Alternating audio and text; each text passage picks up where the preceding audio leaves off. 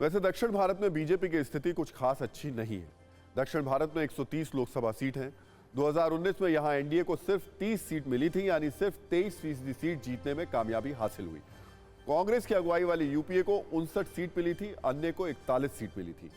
BJP उत्तर भारत में अपने सर्वोच्च स्थान के करीब है। 2014 और 2019 में उत्तर भारत के ज्यादातर राज्यों में बीजेपी ने 90 से 100% तक सीट जीती थी।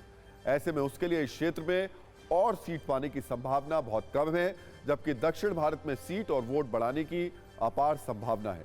बीजेपी की कोशिश है कि मोदी सेतु के जरिए दक्षिण भारत के चुनावी सागर को पार किया जाए। उत्तर और दक्षिण भारत के बीच मोदी सेतु के बाद अब बात करते हैं इंडिया गठबंधन की नई बनी इमारत में दिख रही दरारों की, जो पिछले 4-5 दिनों में काफी ज्यादा बढ़ गई है। ये इतनी ज्यादा बढ़ चुकी है कि इंडिया गठबंधन के दल एक दूसरे पर सार्वजनिक रूप से तीखे हमले कर रहे हैं, एक दूसरे को चुभने वाली बातें कह रहे हैं। दरअसल सीटों के बंटवारे को लेकर तो इंडिया गठबंधन में खींचतान थी ही, लेकिन कल आम आदमी पार्टी के बड़े नेता और पंजाब के सीएम भगवंत मान के बयान ने कांग्रेस को बुरी तरीके से घायल कर दिया। भगवंत मान ने कल कहा कि पंजाब और दिल्ली में मां जब बच्चों को दुनिया की सबसे छोटी कहानी सुनाएगी तो कहेगी एक थी कांग्रेस। एक थी कांग्रेस वाली ये 3 शब्द अपने ही सहयोगी से सुनने के बाद कांग्रेस का सब्र जवाब दे गया। कांग्रेस के प्रवक्ता पवन खेड़ा ने सोशल मीडिया प्लेटफॉर्म एक्स पर लिखा, आप और मोदी जी के विचार कितने मिलते जुलते हैं। दोनों का सपना कांग्रेस मुक्त भारत है, दोनों मुंह की खाएंगे। वैसे एक भोजपुरी पिक्चर का नाम है एक था जोकर, आपने तो देखी ही होगी। एक थी कांग्रेस का जवाब एक था जोकर से आया, लेकिन मामला खत्म होने के बदले और बढ़ गया। इस बार कांग्रेस नेता संदीप दीक्षित ने कह दिया कि आने वाले दिनों में माताएं ये कहेंगी कि एक पार्टी थी जो तिहाड़ में मिलती थी। एक बार दोनों तरफ से राजनीतिक बारूद वाले बयान सुनिए, फिर आगे बढ़ते हैं। पंजाब ते दिल्ली च मां अपने बच्चे नूं दुनिया की सब तो छोटी कहानी सुना सकती है, एक थी कांग्रेस। आने वाले समय में माताएं ये भी कहेंगी कि एक पार्टी थी जो आजकल तिहाड़ में मिलती है। ये बता दे कौन सी ऐसी पार्टी है जिसका 40% नेतृत्व जेल में हो और बाकी जाने को तैयार बैठा हो।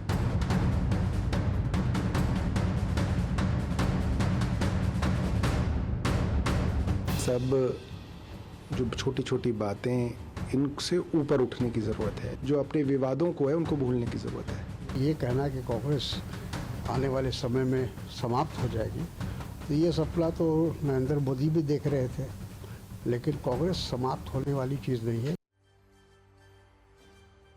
इंडिया गठबंधन के साथ समस्या यह है कि इस तरीके की बयानबाजी सिर्फ दिल्ली या पंजाब में नहीं हो रही है, बल्कि पश्चिम बंगाल में, महाराष्ट्र में और पूर्व में, मतलब अगर तमाम जगह की बात करें जहां जहां ये संभावनाएं ज्यादा हैं आपस में साथ आने की, वहां इस तरीके की तल्खियां देखने को मिल रही हैं। तृणमूल कांग्रेस की सबसे बड़ी नेता ममता बनर्जी ऐलान कर चुकी हैं कि बंगाल में टीएमसी अकेले चुनाव लड़ेगी, जबकि इंडिया अलायंस राष्ट्रीय स्तर पर मौजूद रहेगा। महाराष्ट्र में संजय राउत कह चुके हैं कि शिवसेना राज्य में सबसे बड़ी पार्टी है। कांग्रेस को लोकसभा में सिर्फ 1 सीट मिली थी, जबकि कांग्रेस नेता जयराम रमेश ने कहा था कि कांग्रेस दिल खोलकर टिकट बंटवारे पर बात करेगी, लेकिन पश्चिम बंगाल से लेकर महाराष्ट्र, दिल्ली और पंजाब तक में उसके इंडिया गठबंधन वाले सहयोगियों की जुबान लगातार तीखी होती जा रही है। इंडिया জোট সারা ভারতবর্ষে থাকবে আর বাংলায় তৃণমূল কংগ্রেস লড়াই করবে।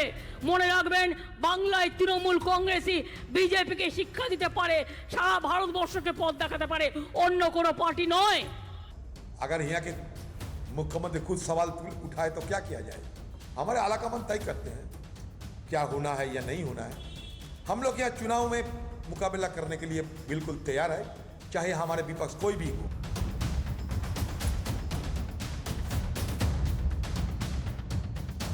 उन्होंने तो वोट डिवाइड करके भाजपा को एडवांटेज देने का कोशिश किया है। तो ये स्पिरिट है कि देश में इंडिया लड़ेगा और बंगाल में जो लड़ाई होगा एंटी भाजपा, उस पर लीडरशिप देंगे तृणमूल कांग्रेस। यहाँ पर लेफ्ट क्या है, तृणमूल के साथ एक टेबल में बैठने का औकात भी लेफ्ट लोगों को नहीं है। कि हम हमेशा महाराष्ट्र में 23 सीटें लड़ते आए हैं, वो हम हमारी सीटें काट रहे हैं। तो कांग्रेस से शुरुआत करनी है 0 से।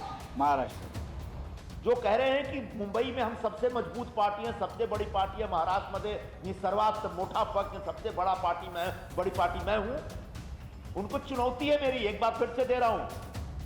कि एक भी लोकसभा की सीट मुंबई या मुंबई से बाहर अकेले दम पे नहीं चुन के आ सकते। उनको कांग्रेस की मदद चाहिए, राष्ट्रवादी कांग्रेस की मदद चाहिए।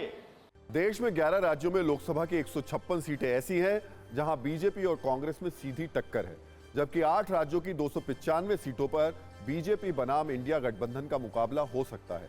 लेकिन समस्या यह है कि 295 में से 110 सीटों वाले 4 राज्यों में बयानबाजी शुरू हो गई है। ऐसे में संकट यह है कि अगर आपस में बयानबाजी करेंगे तो बीजेपी से कैसे लड़ेंगे।